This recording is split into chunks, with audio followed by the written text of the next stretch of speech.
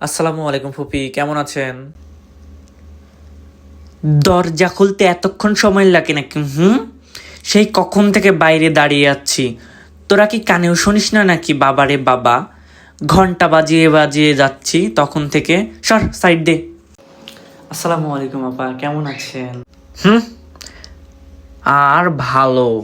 ছেলে মেয়েদের তো শিক্ষা দেওনি কিছু। এত বড় একটা ব্যাগ টেনে নিয়ে আসতেছে সেই কখন থেকে। অন্তত রাস্তায় গিয়ে তো দাঁড়াইতে পারতো। হুম এখন আসছে ঢং করতে। আমাদের তো আপন বলতে আর এই বাড়িতে কেউ নেই। ছিল সে একটা ভাই, তাও বইয়ের কেনা গোলাম হয়ে গিয়েছে। কোনটা? এইটা?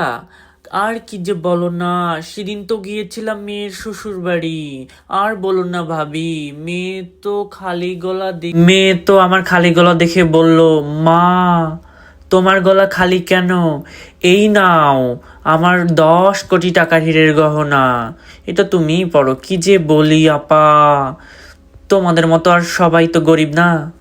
তা হ্যাঁ রে, শুনলাম নাকি পড়ালেখা শেষ করলি। তা ভালো কোনো কলেজে চান্স পেলি নাকি? জি আন্টি, আমি এখন প্রাইভেট কলেজে পড়াশোনা করতেছি।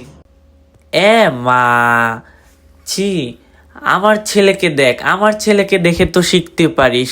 আমার ছেলে চার চারটা, একটা না চার চারটাতে চান্স পেয়েছে।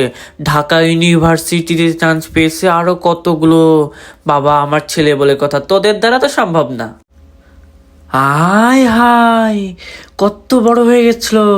এত ছোট দেখছিলাম। মাশাল্লাহ মাশাল্লাহ, কত বড় হয়ে গেছো! চলো চলো ভেতরে চলো। আরে, এইটুকু ব্যাগের কোনো বিষয় হলো? রাখো তো রাখো, আমি নিচ্ছি। তুমি যাও বাবা, বসো। সারাদিন কত হয়তো বা কাজ করে নেয় তোমার আম্মু। আমি করতেছি, আমি চলে আসছি, আমি করতেছি। বসো তো। এইটা কোনো বিষয় হলো? এই ব্যাগ তো আমি সারাদিন নিয়ে ঘুরতে পারি, বাদ দাও।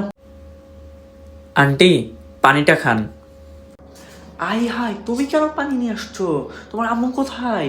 আরে ভাবি, আপনি ছোট বাচ্চাকে দিয়ে পানি দিয়ে পাঠাইছেন? ছি ছি ছি, আমার ভাইয়ের ছেলেকে দিয়ে এগুলো কাজ করাবেন না। কত ছোট বাচ্চা! ধুর, সত্য। সারাদিন শুধু ম্যা ম্যা। একটু ভাইয়ের বাসায় এসেছি, ভাইয়ের ছেলেদের আদর করবো কি? সারাদিন শুধু পাছে পাছে ম্যা ম্যা ম্যা। সর, পরে। এখন আমি ভাইয়ের ছেলেদের একটু আদর করি। কতদিন দেখি না বাচ্চাদের। আহা গো, মুখটা একদম শুকিয়ে গেছে। ঠিক মতো খাওয়ানো মনে হয় না।